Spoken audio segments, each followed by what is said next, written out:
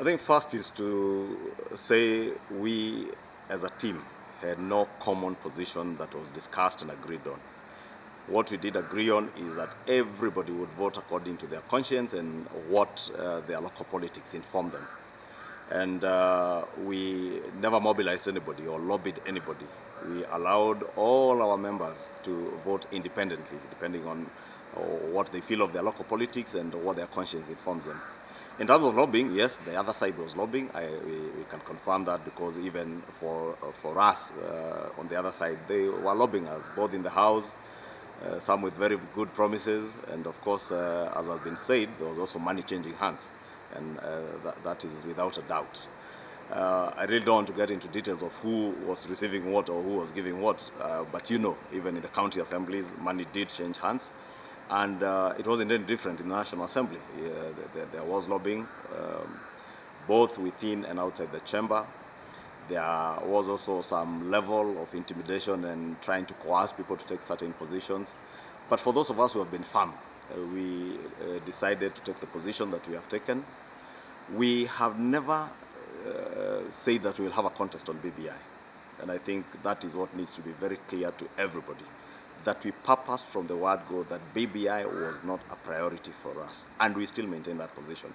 BBI is not a priority for us. It is not a priority for Kenyans. This is the reason why even now, as people are busy creating positions, we are busy discussing on a new economic model that will help create jobs and uplift the lives of our people. And that is what has been our focus. Therefore, in all the meetings you see us in, we have never had BBI as a discussion in any meeting. But we discuss the new economic model. We discuss how we will mobilize our people for the next year's elections.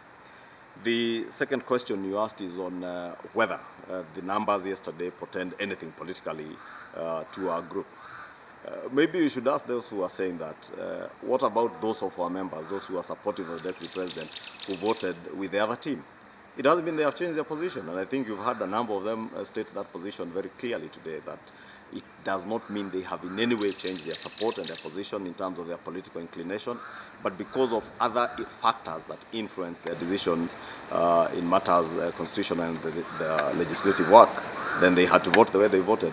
And I do not think this has in any way changed the thinking of any of those members, any of our members, those who are supportive of the deputy president, those who work with us in terms of their support for the deputy president and the cause that we are in of a bottom-up approach that will uplift the livelihoods and the lives of Kenyans post this region. The other question on how we intend to stop BBI. I think, as we have said, we stated from the word go that BBI for us will not be a contest before the main contest. Our contest with our opponents is in next year's elections, not with BBI. And therefore, we will still allow all our membership to take the position they want to take on BBI. There are those of us who have decided, come rain, come sunshine, we will oppose BBI. And I have made that clear in all my engagements, both privately and in public, that for me, I don't believe in the process. I believe the process is anchored on treachery and deception, and therefore I cannot be supportive of the process. And I expressed that even in my contribution in Parliament, and I intend to continue pushing that agenda. And but that doesn't mean because as an individual I have that position, any other person has that position. We allow our people to have the democratic space to decide how to play their politics. But we will play the same politics on the 2022 elections and on the candidate we support. That you can bet nothing has changed. Of course, it is consoling for the other team to imagine that a few of our members who voted with them are now supporting their cause, and that is a fallacy, to say the least. It's like saying when I support the government agenda on the floor of the House, I am changing my political inclination. This is a constitutional issue, not a political issue that we were voting on. And therefore, members and all our supporters are allowed to take whatever positions they will take. And we respect everybody's democratic right to choose the path they choose. And the last question you asked on whether those who voted in this or the other way are traitors to anybody. Let me say, whether you voted yes or you voted no, you are not betraying anybody and you are not a traitor to anybody. You have just taken a position informed by factors that you know yourself that has informed you. I am very clear in my mind, for instance, what informed my position and why I've taken that position and why I continue to take that position, and I will stick to my position. It is also within everybody's right to take whatever position. People also change their minds. I am sure you have seen others that have been saying they are opposed to BBI, but they will tell you now because of the new constituencies that this or that county that someone comes from, they say now we are supporting BBI for that particular reason, but they still have reservations on the other issues. And I think if you listen to the contributions by many members across the board, both from one side and even from their side, people would express reservations, say I support, but they were following the reservations. There are those of us who believe that other than have reservations, because 2010 we were told this constitution is good, but 10 or 20% was not good, and now we are talking about amending it. We are saying I will not support a process that I have reservations with. If there was an opportunity to correct the reservations that I had, we would have utilized that position. We have refused to utilize that position for us to be able to have a non-contested referendum and be able to support it, all of us. In the absence of that, then a few of us choose, or a number of us choose not to support the process. Those who support it doesn't mean they are anybody's enemies. It is their right, and they have the freedom to do that.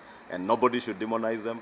Nobody should demonize me. And there are many of us who don't care what you say and how much you demonize those who take a position. We believe we're in a free country. And may we also tell the proponents, stop intimidating people. Stop bribing people. Stop coercing people.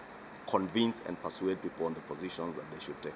Also, if you listen to my contribution in Parliament yesterday, even before the voting, I indicated in my contribution and on Hansard that we shall be bribed here, we shall be intimidated, we shall be coerced. And I asked the people of Kenya to rescue themselves from further enslavement on the ballot. And because this document now moves from Parliament, where people can be bribed, people can be intimidated, people can be coerced, my appeal, and where the contest goes now, is we the people, is to appeal to the people to stand firm and defend themselves and rescue themselves from further enslavement by these people. I want to say that, and especially I want to warn those people who are claiming ostensibly that they won anything or any political contestation yesterday. There was no contentation. It was who against who. We were only voting as individuals, and we did what we ought to do, and we exercised our democratic right as elected members of parliament. And as you may have heard yesterday, I called those people who were making noise there traitors and cowards and sellouts. And the reason why I did that is because I never knew a member of parliament who went and convinced thousands of people would be bribed with apparently 100,000 shillings to vote in this way or the other. And therefore, there was no better way to describe those sycophants other than calling them out and saying is that he is as it is. But also I want to say that the whole thing is now going to the public, and the people of Kenya will have an opportunity to actually reverberate their voice and bring it out for those who are in slumber in Nairobi to really understand where the people are. And I want to wind up with a fallacy that is being sold to the people of the region I come from, that is Mount Kenya. Because the zealots and the surrogates of the promoters of that document are purporting that Mount Kenya region is benefiting. One on something they are calling one man, one vote, and number two about constituencies, which is actually a lie. The formula in the BBI is perpetuating the same kind of neglecting the people of Mount Kenya region. Because out of the 70 constituencies, the 10 counties of Mount Kenya are actually getting only 17, which is actually not commensurate to our votes. If you look at a county like Nyeri, with a population almost the same with the Kilifi, Nyeri is getting 0. Kilifi is getting 4 new constituencies. A county like Murang'a, which is comparable to let's say maybe even Bugoma, we are getting only 1, whereas they are getting 3. A county like Nyandarua is getting none, when at the same population, a county like Kwale, even lower population, is getting 3 additional constituencies. And therefore, the same thing we have heard there before, of formulas that are skewed against the people of Mount Kenya, is the same thing that is being perpetuated by this document. And we could not just stand up and cheer and clap for the same people who are trying to defranchise the people that we represent. Lastly, I want to say that it was a Pyrrhic victory, so to say, if there was any. Pyrrhic because at what cost? If something is popular, did MCAs needed to be tipped with 2 million shillings each? If it was popular, why were barrels of guns used on the heads of people who are supposedly marked as no people? Therefore, what is there now to honestly even talk about celebration? There is nothing. It was a sham. Money was used. And I hope the people of Kenya will prove their positions as the document goes to them. Those who are bragging of having won and the team that is aligned to us having lost are confused. To start with, there was no contest. The voting in Parliament was merely procedural. It was ceremonial. Irrespective of the outcome, the BBI would still have to go to the people. That is the law. So we were there merely not to stop anything. We were there to put it on record that we don't think BBI is a priority. And it was important that we do so for posterity, so that it is in the hands and is in the records of this country that there are few people who are courageous enough, who are principled enough to say that any process that is not a priority should not be allowed to take place. Be as it may, I want to disagree that there was any betrayal. You cannot betray a cause that does not exist.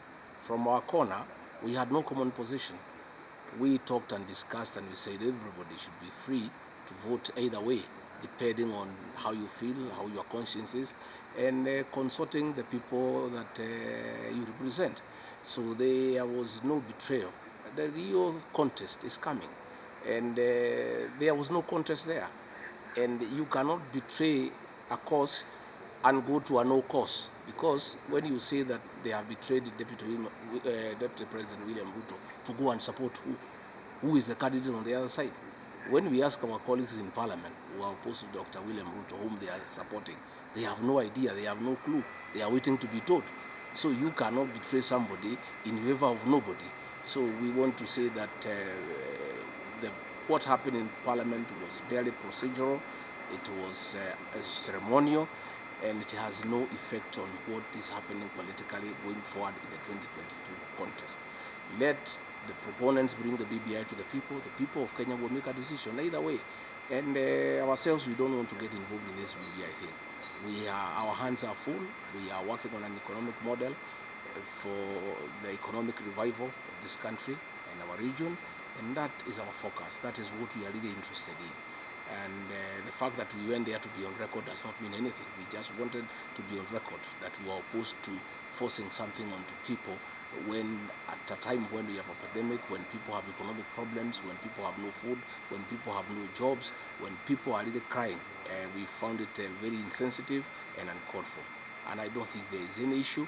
We are waiting for them to go and sell the BBI. As they sell the BBI, ourselves, we shall be consulting our people on their input on the economic model and